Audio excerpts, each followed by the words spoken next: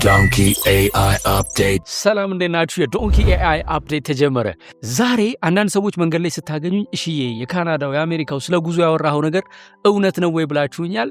ትክክለኛው መረጃ በዚህ ቪዲዮ ዛሬ መጨረሻ ላይ ነግራችኋለሁ።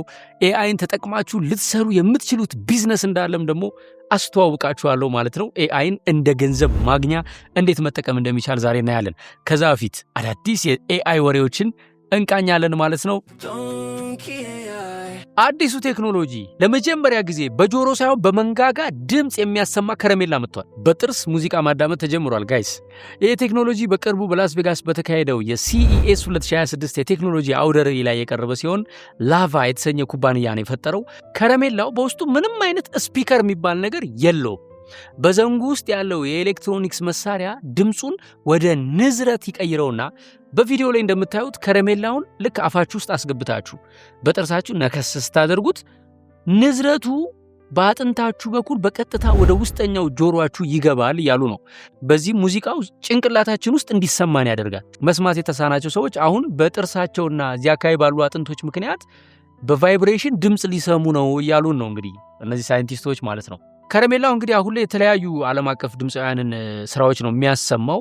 ይሄ ነገር ወደፊት እንግዲህ ቴክኖሎጂው እያደገ ሲሄድ ብዙ አይነት ድምፆችን፣ ኦዲዮዎችን እያካተተ ትረካዎችን፣ መጽሐፎችን፣ ሌሎችንም የድምፅ ግብአቶችን ያቀርባል ብዬ ተስፋ አረጋለሁ። እንግዲህ ለየት የሚያደርገው ነገር ምንድን ነው?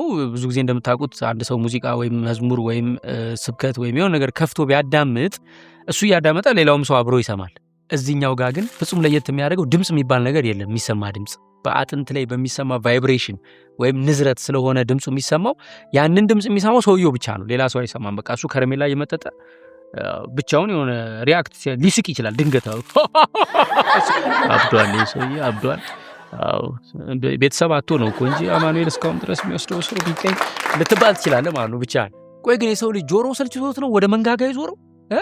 ቦን ኮንዳክተር ይሉታል። እኛ ሀገር እኮ አጥንት ውስጥ የሚገባው ብርድ ነው አባቴ።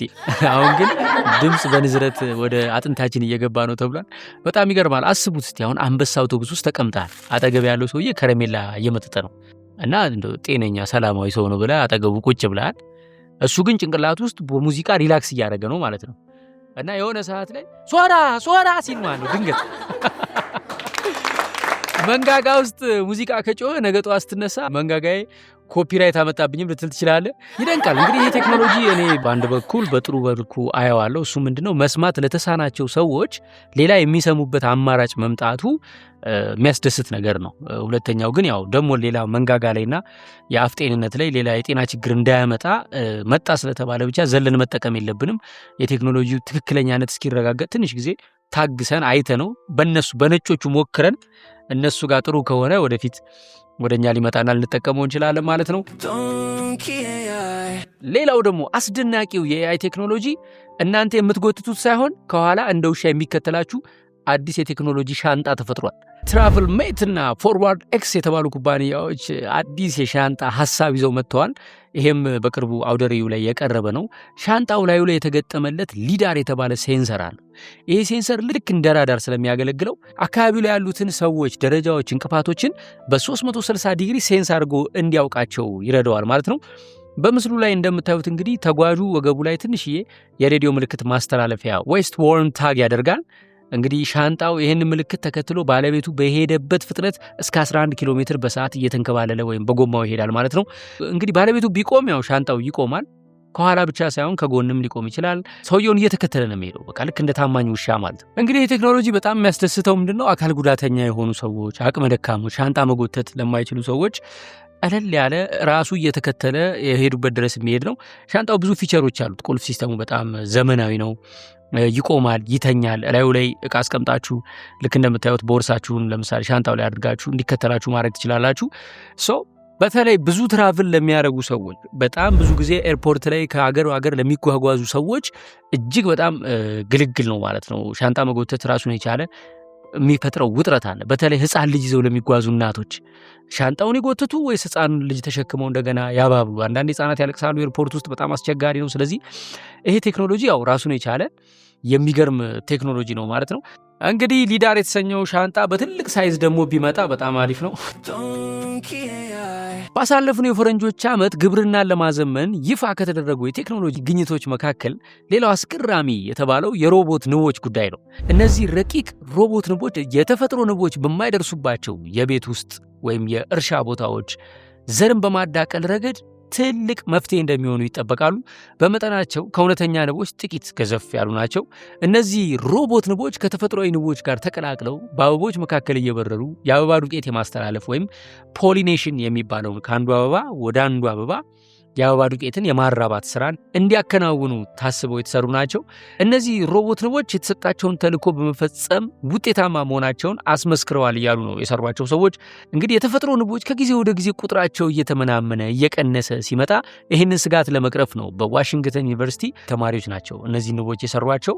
እንግዲህ አሁን ድሮ ንብ ሲነድፈን ማር ነው የምንቀባው። ምን ነበረ? ኢቨን ሰንኮፉን ምጠጠው ይባላል። አሁን እነዚህ ሮቦት ንቦች ከነደፉን አንቲቫይረስ ነው የምንቀባው ወይስ እንዴት ነው? ትንሽ ማልፈንክሽን ካደረጉ ነው ችግሩ። እንግዲህ ያው እንደ አፍሪካ ላሉ ሀገሮች የገበሬዎቻችን አቅም ይታወቃል። ነገ ጠዋት እነዚህን ሮቦት ንቦች አንድ ገበሬ ልጠቀም ቢል ካርድ ሙላ ይባላል፣ ቻርጅ አድርግ ይባላል። ወጪ አለው። የተፈጥሮ ንብ ግን ወጪ የለውም። ታውቃለህ? ንብ ራሷን የምትመግብ እንስሳ ነች። ፍጋት ታደርግላት፣ ፋጉሏ ትሰጣት። በቃ ምንም እኮ ንብ እኮ በጣም የምትገርም ነች። ትበራለች፣ ምግቧን ታዘጋጃለች፣ ማሯን ታዘጋጃለች። ነገር ግን ያው እንግዲህ እነዚህ ሮቦት ንቦች ንብ በሌለበት ቦታ ወይም በጣም የንብ እጥረት ባለበት ቦታ አቅም ላላቸው ለፈረንጅ ሀገራት ያገለግሉ ይሆናል። እንደ ኢትዮጵያ ላለ ሀገር ግን ለገበሬው ሌላ ወጪም ይዘው ነው የሚመጡት። ኤኒዌይስ ግን ቴክኖሎጂው እየተሻሻለ ሄዶ ምን እንደሚደርስ እናያለን። አሁን አበባ ያራባሉ ነው እንጂ ማር ይሰራሉ አልተባለም። ወደፊት እንግዲህ የማር ጉዳይ ምን እንደሚደርስ አብረን የምናየው ይሆናል ማለት ነው። አሁን በቀጥታ የምንሄደው በኤአይ ሊሰሩ የሚችሉ ቢዝነሶችን ወደ መጠቆም ነው። ቤታችሁ ሆናችሁ ኮምፒውተራችሁን ከፍታችሁ በኤአይ ብር ማግኘት ትችላላችሁ። ኤአይ እንደ ፍሪላንስ የገቢ ምንጭ ማገልገል ይችላል። ፍሪላንስ ማለት ቋሚ ቅጥር ሳይሆን በስራ እየተከፈላችሁ የምትሰሩት ስራ ማለት ነው። በ2025 እና በ2026 ይሄ የፍሪላንስ ገበያ ማለትም በተለይ በዓለም አቀፍ ሶፍትዌሮች እንደነ አፕወርክ እና እንደነ ፋይቨር ባሉ ዓለም አቀፍ ሶፍትዌሮች የሚሰሩ ስራዎች በከፍተኛ ሁኔታ ቁጥራቸው እየጨመረ ነው። በነገራችን ላይ አንድ ነገር ልብ ልትሉ የሚገባው ዓለም አቀፍ የኢንተርኔት ካምፓኒዎች አብዛኛው ሰራተኛቸው የሚቀጠረው ሌላ ሀገር ነው። ለምሳሌ የአሜሪካን ሀገር ጉግል አብዛኛው ሰራተኛ የሚቀጥረው ከህንድ ነው። ህንድ ሀገር የሆነ ልጅ ቤቱ ቁጭ ብሎ የጉግልን ስራ ይሰራል። ውጭ ሀገር ነው ብዙ ካምፓኒዎች ስራቸውን የሚያሰሩት። ኢትዮጵያ ሆነን አሜሪካ ላለ ካምፓኒ፣ እንግሊዝ፣ ካናዳ ላለ ካምፓኒ መስራት ይቻላል ወይ? አዎ። በአሁኑ ወቅት 54% የሚሆኑት እነዚህ የፍሪላንስ ሰራተኞች ከቋሚ ሰራተኞች በተሻለ የኤአይ ቴክኖሎጂ ለስራቸው ይጠቀማሉ ይላሉ ጥናቶች። እንደ ቻት ጂፒቲ፣ ጄሚኒ እና ካንቫ ኤአይ ያሉ መሳሪያዎች ወጣቶች ያለምንም ጥልቅ የቴክኒክ እውቀት እንደ ጽሁፍ ዝግጅት፣ ግራፊክ ዲዛይን፣ የሶሻል ሚዲያ ማኔጅመንት እና የተለያዩ ስራዎችን በቃ ኦንላይን እየሰሩ ገንዘብ እንዲያገኙ አስችሏቸዋል። በፕሮምፕት ኢንጂነሪንግ ለኤአይ ትክክለኛውን ትእዛዝ መስጠት ራሱ ትልቅ ደሞዝ የሚያስገኝ የስራ ዘርፍ ሆኗል። ወጣት ከሆንክና ኤአይን ተጠቅመ ዶላር ማግኘት ከፈለግ እነዚህን ደረጃዎች ተከተለ ስራ መስራት ትችላለህ። ለምሳሌ ቀላል የስራ ዘርፎች፣ የኤአይ ኮንተንት ራይተር በቻት ጂፒቲ በመታገዝ ለድርጅቶች ብሎግ የሚባል ነገር አለ። የምርት መግለጫ ወይም ፕሮዳክት ዲስክሪፕሽን አለ። የሶሻል ሚዲያ ጽሁፎችን፣ ስክሪፕቶችን ማዘጋጀት ትችላለህ ወይም ትችላለሽ። ኤአይ ዲዛይን በካንቫ ኤአይ ወይም በሚድ ጆርኒ ወይም በጄሚናይ በመታገዝ ሎጎዎችን፣ የዩቲዩብ ተምኔሎችና ፖስተሮችን በመስራት ከቤታችሁ ሆናችሁ በነ አፕወርክ ገንዘብ መስራት ይቻላል። አፕወርክ ማለት እኔ ዲዛይን መስራት እችላለሁ፣ ኤዲት ማድረግ እችላለሁ፣ ጽሁፍ መጻፍ እችላለሁ ብላችሁ እንደ ሰራተኛ የምትመዘገቡበት ዌብሳይት ነው። ከዛ በኋላ ቀጣሪዎች ደግሞ እዛ ላይ ይመጡና የእናንተን ሲቪ አይተው ስራ ይሰጧችኋል ማለት ነው። እዛው እስቲ እንደዚህ አይነት ጽሁፍ ጻፍ ብለው ዋጋ ያስቀምጣሉ። ተወዳድራችሁ በዛ ዋጋ ወስዳችሁ ስራውን እዛው ላይ ጽሁፉን በኤአይ ሰርታችሁ ስታስገቡ ክፍያ ይፈጸምላችኋል ማለት ነው። በዚህ መልኩ ኤአይ በጣም ብዙ ሰዎችን መተዳደሪያቸው የሆነ ገንዘብ እንዲያገኙ እያስቻለ ነው። ለምሳሌ ካፌዋን ማስተዋወቅ የምትፈልግ አንድ እህት ትኖራለች። ስለዚህ ካፌዋ ላይ ሞዴል አምጥተን ፎቶ አስነስተን ኤዲት አስደርገን ያንን ፖስተር ሰርተን እንስጣት ምንል በጣም ብዙ ገንዘብ ይፈጃል። ነገር ግን በቀላሉ ቻት ጂፒቲ ላይ ገብታችሁ እጅግ በጣም የሚያምር ሞደርን ዘመናዊ ካፌ ውስጥ አንዲት የሀበሻ ቀሚስ የለበሰች ቆንጆ ወጣት ሴት በፈገግታ ማኪያቶስ እየጠጣች ለፖስተር የሚሆን ዲዛይን ስራልን ብለን ብናዘው ይህን የመሰለ ቆንጆ ምስል ሰርቶ ይሰጠናል። እዚህ ላይ ደግሞ የካፌውን ስም መጨመር እንችላለን። የካፌው ስም ለምሳሌ መቅዲ ኮፊ ቢሆን መቅዲ ኮፊ የሚል ስም ጨምረህ በጣም የሚያምር ሞደርን ፖስተር አድርገህ ስራልን ብንለው ደግሞ ልክ እንደምታዩት የሚያምር ፖስተር ያደርግልናል። ይሄንን ፖስተር ይቺ ባለ ካፌ ብትፈልግ ቴሌግራም ግሩፕ ላይ፣ ብትፈልግ ፌስቡክ ላይ፣ ብትፈልግ ኢንስታግራም ላይ መልቀቅ ትችላለች። ይሄንን ለማድረግኛ ብዙ ወጪ ማውጣት ሳይጠበቅብን ኮምፒውተራችን ላይ ቁጭ ብለን በቀላል ፕሮምፕት በምንሰራው ፎቶ በትንሽ ብር በርካሽ እየሸጥንላት ገንዘብ ማግኘት እንችላለን ማለት ነው። ወይም ይሄንን የምታዩት ሰዎች የቢዝነስ ባለቤት ከሆናችሁ ለራሳችሁ ቢዝነስ ይሄንን በቀላሉ ሰርታችሁ መጠቀም ትችላላችሁ ማለት ነው። ስለ ሶሊሜንስ ባለፈው ነግሬያችሁ ነበር። በጣም ብዙ ሰዎች ደውለዋል፣ ጎብኝተውታል፣ አዘዋል። በጣም ደስ ብሎኛል። እህታችን እንግዲህ ይሄንን ቡቲክ የከፈተችው ከፓሽኗ ተነስታ ነው። የሰዎችን አቋማቸውን እንደዚህ አይታ ይሄ ሰው ከዚህ ሰውነቱ ጋር ይሄንን ቢለብስ ያምርበታል ብላ ከጫማ እስከ ሸሚዝ ድረስ አጠቃላይ ካዥዋል የሆኑ ልብሶችን መርጣ ማች አድርጋ የሚያምርበትን ማልበስ የምትችል ፓሽኗ የሆነ ልጅ ነችና በጣም አዲስ ቡቲክ ነው። ራሷ ከተለያዩ የዓለም ሀገራት ሄዳ በእጇ ሃንድ ፒክድ አድርጋ የመረጠቻቸውን ልብሶች ነው ይዛ የቀረበችው። በተለይ ወንዶች ሱፍ አይደለም የዕለት ተዕለት ካዥዋል ልብሶችን ከጫማዎች ጋር በጣም በሚገርም ምርጫ ሰሌክት አድርጋ ትጠብቃችኋለች ማለት ነው። ከኤድና ሞል ቀጥታ ወደ ስር ስትወርዱ ከፍሬንድሺፕ ሆቴል አጠገብ አንድ አዲስ ህንፃ አለ። እዛ ህንፃ ላይ አንደኛ ፎቅ ላይ የተከፈተ ቤት ነው ሶሊሜንስ። ደውላችሁ ማዘዝም ትችላላችሁ። የሚገርማችሁ ምርጫችሁን በትክክል ካወቃችሁት ቤታችሁ ድረስ ይመጣላችኋል። 0945 299999 እየደወላችሁ ማዘዝ ትችላላችሁ። ኤአይ እንደ ግል አማካሪ ሊያገለግላችሁ ይችላል። ለእያንዳንዱ እንቅስቃሴ ቢዝነሳችሁ ላይ ወይም አዲስ ልትከፍቱ ላሰባችሁት ስራ፣ እየሰራችሁ ላላችሁት ስራ፣ ስለ ልጅ አስተዳደግ፣ ስለ እያንዳንዱ ነገር የግል አማካሪ ሆኖ ማገልገል ይችላል። ነገር ግን የኤአይ አጠቃቀም እውቀት ይጠይቃል። አሁን ማንኛውም ሰው ቻትጂፒቲ ላይ ገብቶ ጥያቄ ሲጠይቀው የሚሰጠው መልስ ቻትጂፒቲ ለሁሉም ሰው የሚሰጠው ጀነራል መልስ ነው። አንዳንዴ ላያረካን ይችላል፣ ላይገጥምልን ይችላል፣ እኛም የምንፈልገው ኳሊቲ ላይኖረው ይችላል። ያ የሆነው ለምንድን ነው? እኛም ስላልሰለጠንን ኤአይውንም ስላላሰለጠን ነው።